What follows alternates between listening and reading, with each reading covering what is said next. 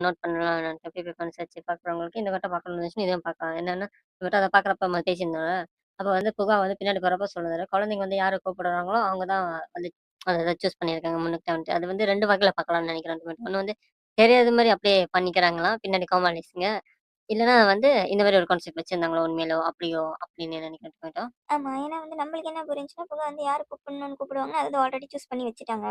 அத சூஸ் பண்ணி வச்ச ஆள வந்து கூப்பிடுங்க அப்படின்னு அந்த குழந்தைங்க காதுல சொல்றப்ப, இவங்கள தான் கூப்பிடுவேன்னு சொல்லி கூப்பிடுவாங்க. அதுதான் நம்மளுக்கு புரிஞ்சுச்சு. அப்ப நீ சொன்னது அது மாரி இருக்கலாம் போல. ஆமா. அதானே மோஸ்ட்லி நடக்கிறது இந்த சீசன்ல. எல்லா சீசன்லயும் தான். அடுத்தது வந்து அந்த புகா வந்து ஜிப்ப கழட்டணும், இத கழட்டணும், அத கழட்டணும்னு சொல்லிட்டு இருப்பாருல்ல. அது வந்து குழந்தைகிட்ட.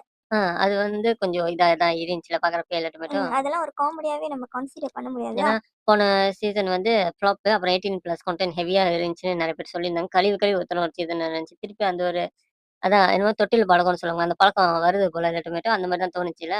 ஆமா. அவரோட ஜோடியாக் பத்தி சொல்லணும்னா, அது வந்து நம்ம இப்ப சொல்ல மாட்டோம். டீட்டெயில்